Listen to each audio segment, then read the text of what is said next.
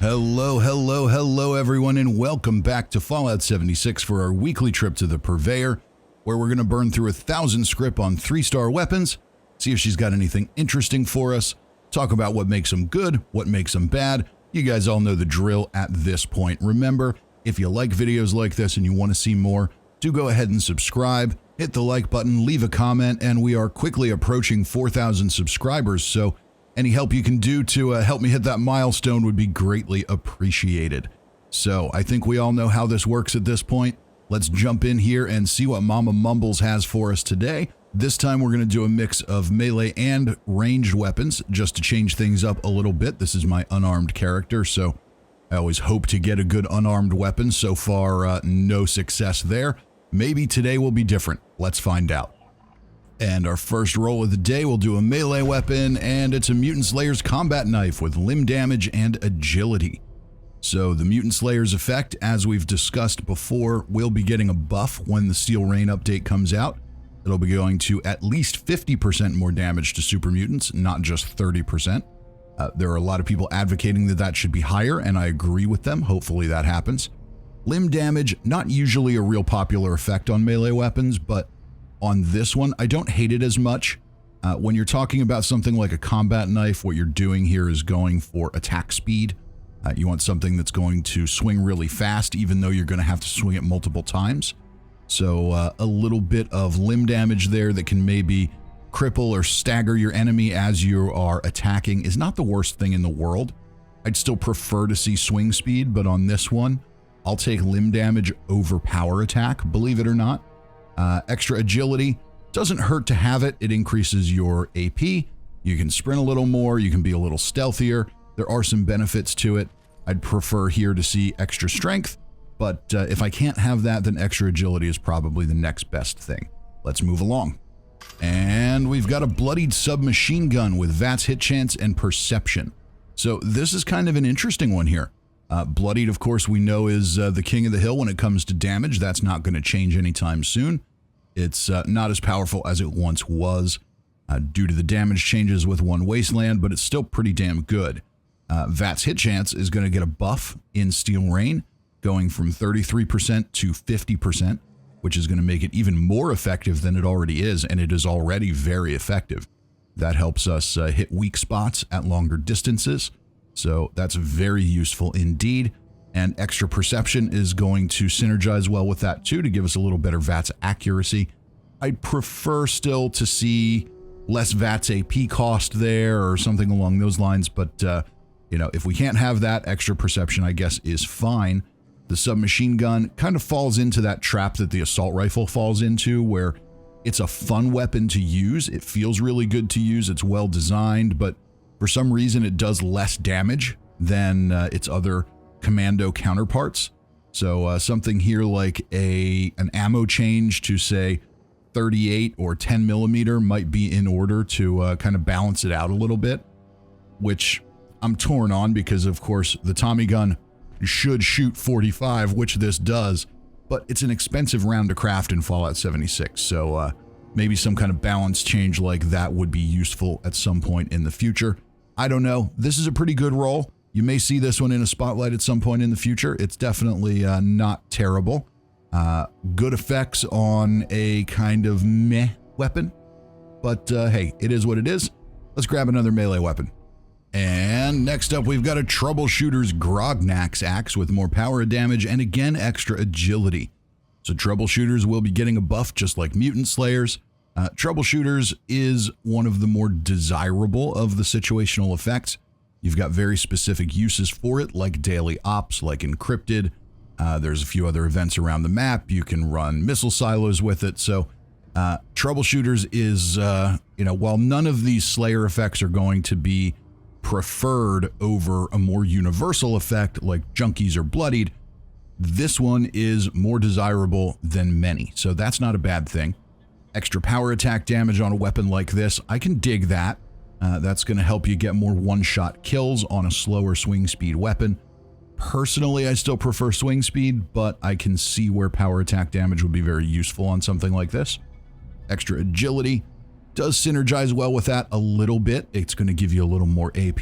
Maybe you can squeeze one extra power attack out before you have to recharge that AP. But again, still prefer strength for more damage, but agility is definitely second best. The Grognak's axe is kind of fun. It's cool to look at. It's definitely a fun weapon to use. But sadly, for me, this one's not going to be much of a winner. But, you know, there may be somebody out there that would really enjoy this one. Let's keep it going. And now we've got a quad broadsider with 10% damage while aiming and faster movement speed while aiming. So if you're going to get a broadsider, a quad broadsider is a pretty good one to get. That's going to make it so you're not reloading between every shot. And even if you pair that up with the multi-shot canister, then you get a little bit of extra ammo in there as well. Not much, it only quadruples the base ammo capacity, so maybe it's only 1 or 2 more rounds, but doesn't hurt anything to put it on there, so why not take it? That's definitely a good thing. 10% damage while aiming is going to get a buff with Steel Rain. That's going to go up to 25%. So I think that's kind of interesting. That gives you sort of an incentive to not use VATS and get 25% more damage, at least 25% as far as this new additive scale is concerned. And that could be useful here.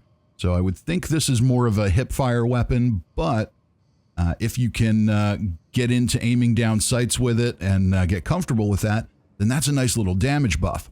Faster movement speed while aiming, if it works, is also good. And I don't know. I can't tell if it works or not. I've tried it on a few different weapons. I can't really tell a difference.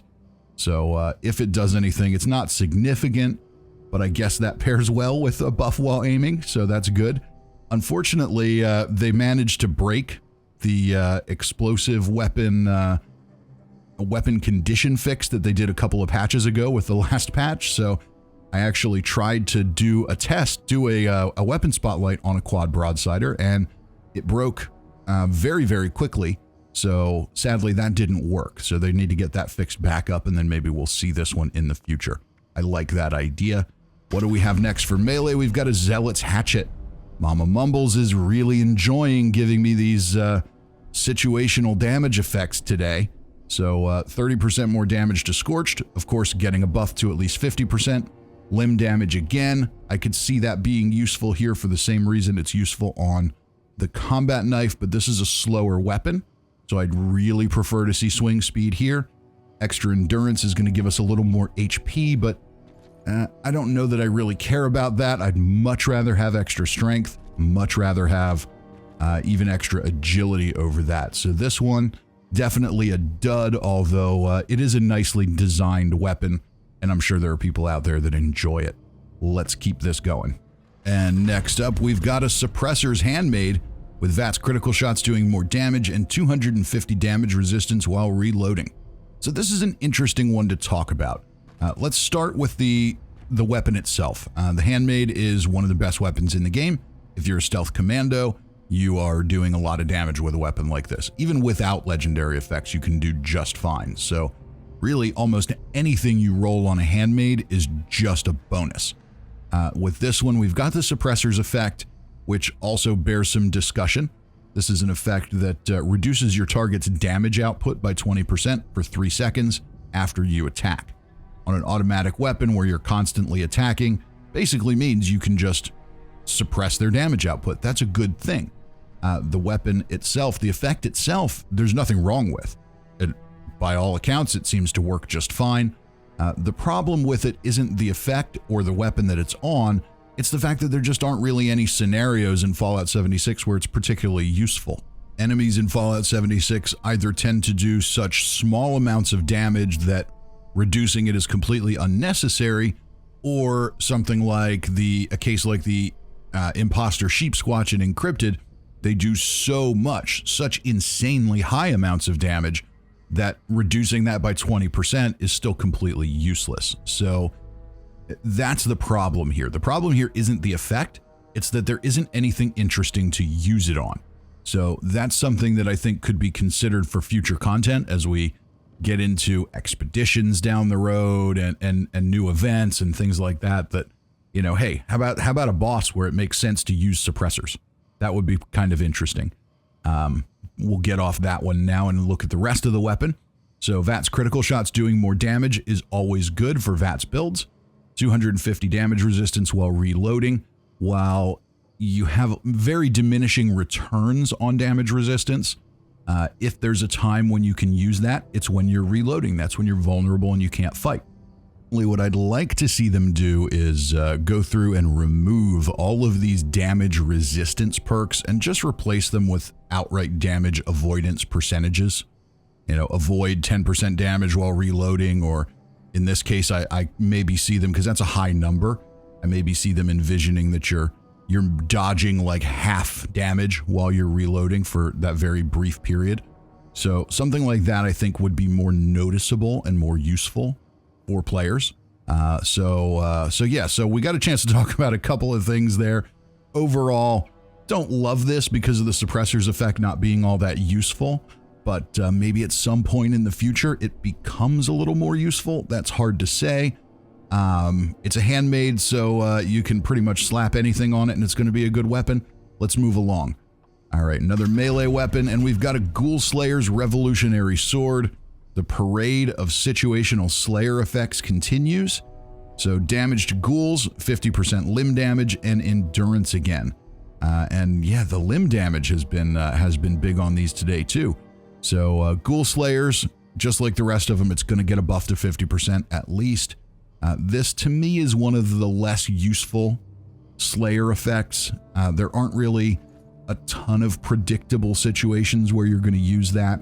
There are definitely a couple of events where you can use it, so if you're a melee build and you've got the perk that reduces the weight of your melee weapons, then maybe you carry something like this around for that, but I don't know. I'm just not a huge fan of the Revolutionary Sword. It's just not that interesting to me. Limb damage on the medium speed weapon again, not that interesting to me. Extra health from endurance, not that interesting. So yeah, this one definitely a dud. Let's keep moving along. And we'll pull another ranged weapon. We've got an Assassin's Black Powder Rifle with damage while aiming and 90% reduced weight. Yeah, I'm not a fan of this. The Assassin's effect currently gives you 10% damage to humans. It will be getting buffed to 50%, just like the other Slayer's effects, but humans are really squishy. Now, with that said, with this, with the 10% damage while aiming perk and 90% reduced weight, it is going to make this really easy to carry around with you. So, you know, I could see people carrying a weapon like this just for when they run into human NPCs that they want to murder, and maybe going ahead and doing that. The damage while aiming is potentially useful here too, because a lot of times those human NPCs are not marked as hostile, so you can't VATS them to begin with. So if you're going to get 50% damage to humans, plus another 25% while aiming, plus it doesn't really cost you anything to carry this weapon around, you know, maybe I like this a little more. Maybe I hate this weapon a little less than I initially thought I did. It's definitely an extremely specific scenario where this could be a fun weapon, but hey, that scenario exists. Maybe someone will take advantage of it. And now we've got a Hunter's Board. Okay. Yeah, really, there's just nothing good about this. Extra damage to animals. It's another Slayer's effect. It's gonna get a buff to 50%, at least, again, but it's animals. Who cares? 50% of melee damage back while blocking. I think that's less useful than limb damage. Nobody blocks in this game. That's not happening. Extra agility. You know, better than endurance, I guess, but it's a board. I mean, let's just be honest here. There's not a whole lot to say about this weapon. I try to find something, some kind of combination that can make something desirable for even one person out of a million, but yeah, this thing just sucks. Let's move on. And we'll do one more melee weapon, and wow, it's another dud. Mama Mumbles hates me on melee weapons. She really, really hates me on melee weapons. Any luck I ever have is on ranged. I don't know why I even bother rolling melee at this point. Mutant's Tire Iron, 40% power attack damage, 90% reduced weight. This one is, I mean, honestly, it's not that bad. The Mutant's effect is going to get a buff in the next patch in Steel Rain. You're going to get 5% for every mutation you have, up to 5, so total of 25% damage, which is a big improvement over what's there now. There's a lot of people advocating that that should be higher. I just don't think, I don't necessarily disagree with them, but I just don't think that's a direction Bethesda's going to go, just because of the ease of acquisition and prevalence of mutations in the late game. You run the risk that it becomes too easy of an effect to take advantage of. So I think they're going to be pretty happy with that at 25%. 40% more power attack damage. That's useful on a weapon like this. That's a slower speed weapon. Once you get some mods on it, you can do okay damage if you're sneaking and power attacking. 90% reduced weight makes it something you can kind of keep in the back of your pocket. So maybe it's okay. I don't know. I don't love it. I certainly wouldn't use it as a main weapon, but something to pull out and just beat things with every now and again might be kind of interesting, especially considering the extremely low weight of it. It's kind of hard not to do something like that with it. I mean, I guess it's lightweight Scrip, but there's plenty of Scrip around that weighs more than that we need to get rid of quicker. So yeah. So all in all, today's visit was largely disappointing. I do think that the Bloodied submachine gun was kind of interesting. Quad broadsider could be interesting if they can ever get weapon condition back under control again, which is becoming a major point of frustration for me at this point. So don't be surprised to hear me get a little ranty on that at some point. But everything else was kind of garbage. So yeah. That was just how this one goes, and you know, it's not that bad, really. We got a couple of weapons that are kind of interesting, so that's good, but definitely with all those terrible melee weapons, it feels like a big loss, but that's how it goes at the Purveyor. Sometimes you win, sometimes you lose. At some point, we're going to get something good out of here again, and we'll keep doing it. We'll keep talking about the different weapons and effects, and as always, if you enjoyed this and you want to see more, please do go ahead and subscribe, hit the like button, leave a comment. I do hope I see you next time. Until then, I'm Fisty McRib.